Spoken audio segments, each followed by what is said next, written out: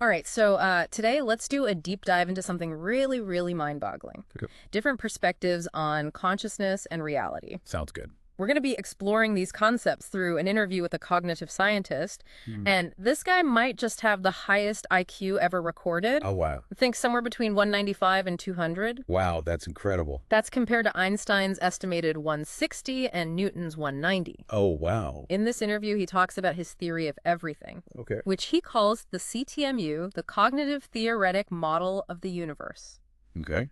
Are you ready to have your mind blown? I think I am. I'm ready. I think so too. Yeah. I think what makes this so fascinating is that it goes beyond just raw intelligence. Yeah. It's about how he uses his intellect to tackle these enormous questions that have puzzled philosophers and scientists forever. Right. Yeah, forever. You know? Absolutely. So the interview starts with the classic question: does God exist? Okay. And his answer is yes. Okay. But he doesn't stop there. He goes on to describe reality itself as having a kind of identity, Yeah. a fundamental isness. It's like he's saying that reality just is. Yeah. And that in itself has the properties of God, Yeah. as described by many religions. Okay. So is he saying that the universe is God? Well, That's a pretty bold statement. he describes his view as more panentheistic. Panentheism. Yeah. Can you unpack that a little? Sure. That's a new one for me. So panentheism is the idea that God is both within and beyond the physical universe. Okay. So think of it like this. Yeah. Imagine the universe is the display of a computer. Okay. God is like the processor, All right. the force that drives everything, Yeah. makes it work. Okay. But God also exists outside of that display, Mm-hmm. beyond the limitations of the physical universe that we see. Okay. So God is the power behind it all, Right. but also something bigger. Yeah. That's a really interesting analogy. Yeah. So we're not talking about a God who just created the universe and then took a step back. No, not at all. This is a God who's deeply involved in every single part of reality. Exactly. And that leads us to another one of his big ideas. Okay. Consciousness exists everywhere, Everywhere. not just in humans, but in every part of the universe. Wait, are you saying that this table we're sitting at is conscious? He would argue yes. Really? Even a table has a basic level of consciousness. I'm having a hard time wrapping my head around that. I know it's a tough one. Yeah. He uses human perception as an example. Okay. When you see a person standing in a room, you're not just seeing the person themselves, right? You're also seeing the space around them, Yeah. the boundaries that separate them from everything else. So our consciousness is actually shaping how we see reality, Yes. drawing lines and defining objects. Right. He talks about levels of quantum. Okay. Think about it this way. Yeah. The table has a very basic level of awareness, Mm-hmm.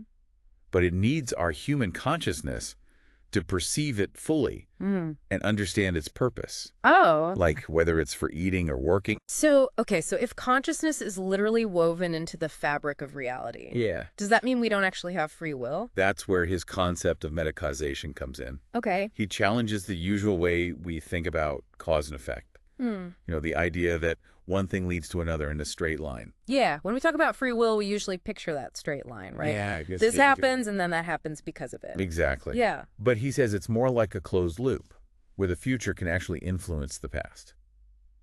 Whoa, hold on. Yeah, How can something in the future cause something in the past? it's a tough one. Isn't that a paradox? It seems that way. Yeah. Think about moving a glass of water. Okay. You decide to pick it up and move it, and it ends up in a new location. Right. Seems simple enough, right? Yeah. But he'd argue that the future state of that glass, Okay. the fact that it will be in a new spot, is already playing a role in your decision to move it in the present. Okay. I think I need a minute to process this. Yeah. You're saying that my choice to move this glass right now was somehow influenced by where it's going to end up in the future. That's the idea. That's why. It's definitely mind-bending. Yeah. Like, it really makes you question how time actually works. Yeah. But instead of a straight line, Yeah. imagine that our choices are interacting with a web of possibilities that can influence both past and future. Okay. Yeah. All right. This is heavy stuff. Yeah, it is. But before my brain completely melts down, let's get to a question I think everyone wants to know the answer to. Okay. What happens to us after we die? This cognitive scientist tackles that head on. Does he? He says that we absolutely continue to exist after death. So no pearly gates or anything like that? Not exactly. Okay. He believes that heaven and hell aren't actual physical places. Okay. Instead, they're states of being that we create ourselves through the choices we make. So our consciousness creates our afterlife. That's the idea. Interesting. Yeah. And he even ties this to the experience of psychedelics, suggesting they might be glimpses into other dimensions of reality. Interesting. That's a whole other deep dive we could do sometime. We should do that sometime. Yeah, we should. Yeah. But for now, I have to ask. Yeah. If consciousness is this fundamental force, does that mean angels, demons, even are those real too? He doesn't shy away from that question either. Oh, really? He says, yes, those entities exist. Wow. And he fits them into his CTMU model. Okay. He describes the devil as sort of a necessary opposite to God. Okay. A representation of incoherence. So like the yin and yang of the universe, good versus evil. Not exactly. He says it's not the classic good versus evil, light versus dark kind of dualism. Okay. God is the source of coherence. Okay. The fundamental unity and order of the universe. Mm-hmm. The devil, on the other hand, represents a lack of that coherence. And he even says the devil gains coherence through us. He does. Through humans and the systems we create. That's a pretty chilling thought. Yeah, it's a bit unsettling, isn't it? Yeah. So it's not that corporations and governments are inherently evil, Right. but that they have the potential to lose sight of that bigger picture, that coherence that he links to God. Exactly. And that's where our choices come in. Okay. We have the ability to choose coherence, to align our actions with what he sees as God's plan, or to fall into that incoherence. Okay. We're not just passive players in this grand scheme of things. Wow. Okay. We've covered a lot of ground here. We have. God consciousness, the devil free will, and even the fate of humanity. Yeah, we've been busy. Before we move on, I want to pause and ask you, dear listener, what's standing out to you so far? Yeah. What are you finding most intriguing or thought-provoking? What questions are popping up for you as we dive into this cognitive scientist's incredible ideas? Take a moment to reflect, and we'll be right back to explore even more of this fascinating world of the CTMU. Sounds good. Yeah. So welcome back. All right. Before we took a moment to reflect, Yeah.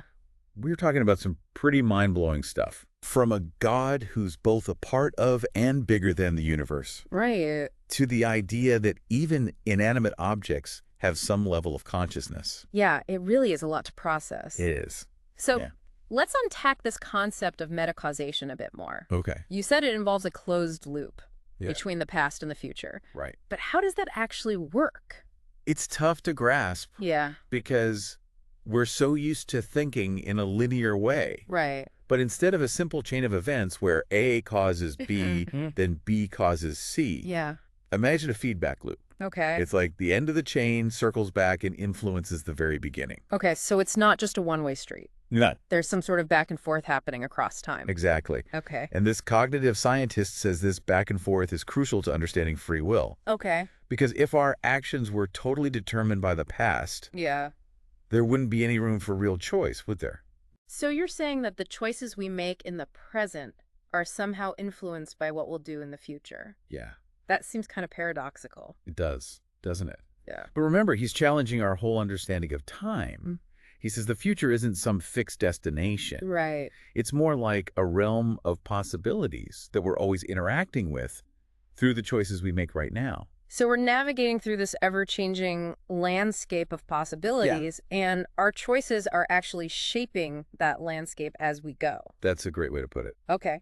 And this brings us back to the CTMU. Yeah. His theory of everything. He's not just trying to explain the physical laws of the universe. Right. He's also trying to explain the role of consciousness in shaping reality. And that's where his unique definition of God fits in, right? That panentheistic idea of God being both the driving force and the display of reality itself. Exactly. He says God provides the framework, the underlying structure of reality. But it's our consciousness, our choices that actually help create the universe as it unfolds. Okay. We're not just watching the show. Yeah. We're part of the cast. That's a pretty empowering thought, but also kind of scary. It is. If we have that much influence over reality, Yeah. it means we have a huge responsibility to make good choices. Absolutely. And this is where his ideas about the afterlife get really interesting. Okay. Remember, he says heaven and hell aren't physical places. Right. They're states of being that we create through our choices. So are you saying that if we constantly make choices that go against this idea of coherence, if we're not aligned with what he calls God's plan, we're essentially creating our own personal hell? That's the implication, yes. But on the flip side, if we're striving for that coherence, aligning our actions with this greater purpose, then we're creating a kind of heaven on earth. It's like we're building our own afterlife brick by brick with every choice we make. That's a powerful image. That's a powerful image. Yeah. Where do angels and demons fit into this? We touched on that earlier, but I'm still trying to wrap my head around it. He doesn't go into a ton of detail about the specific nature of angels and demons. Okay. But he suggests they exist as entities that can influence our consciousness. Okay. Kind of nudging us toward either coherence or incoherence. So they're like these cosmic whispers trying to guide us down different paths. That's a good way to think about it. Okay. And remember, he sees the devil not as some equal and opposite force to God, but as a manifestation of incoherence. Right.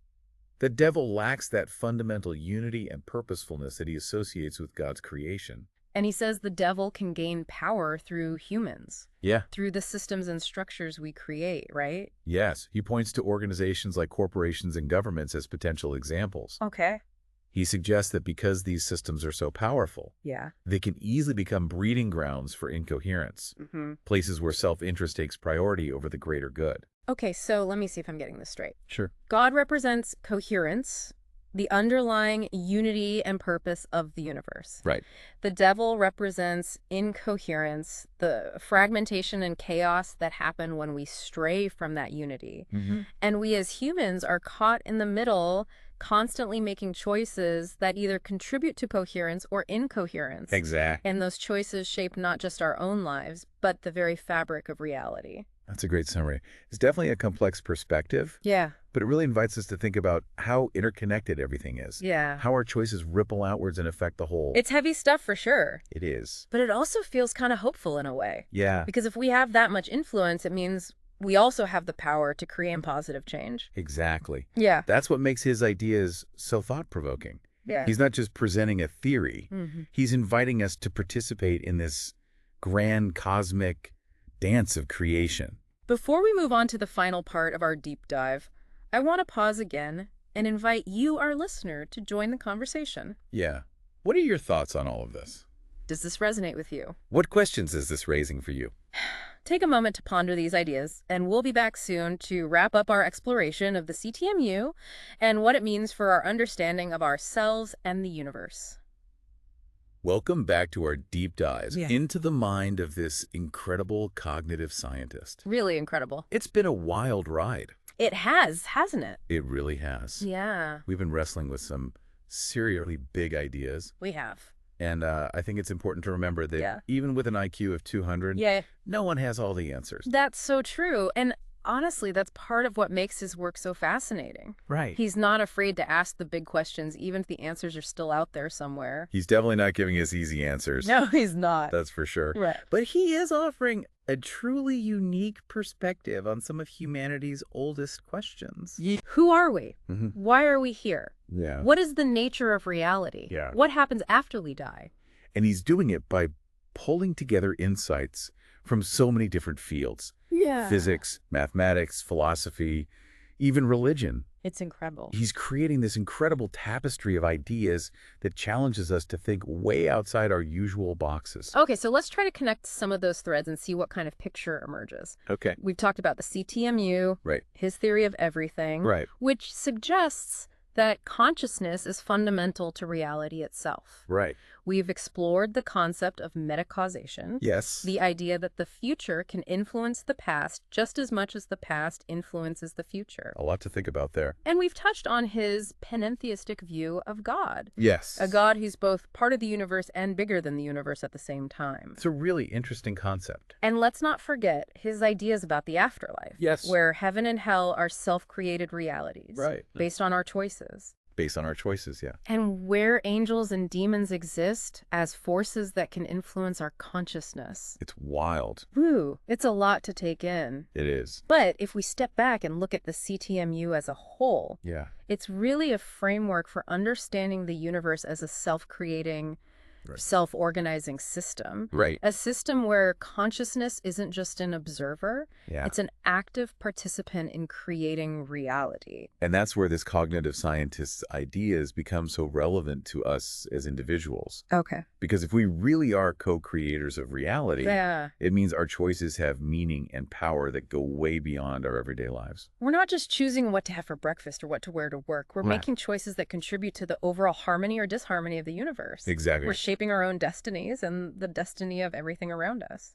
It's a huge responsibility, but also an incredible opportunity. It is. We have the power to choose love over hate, unity over division, harmony over chaos. And when we do that, Yeah. we're not just making our own lives better. Right. We're helping consciousness itself evolve. That's where I start to feel a sense of hope. Me too. Because even though the world can seem incredibly dark and divided sometimes, Yeah. there's also this amazing potential for transformation, for healing, for creating a more beautiful and just world. And this cognitive scientist with all his mind-bending theories is reminding us that this transformation starts with each and every one of us. Right. It begins with our choices, our thoughts, our actions. It's about aligning ourselves with that harmony, that unity that he connects to God.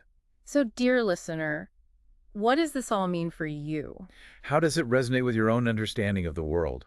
If consciousness truly is fundamental to reality, what does that mean for how you see yourself, your purpose, your place in the grand scheme of things?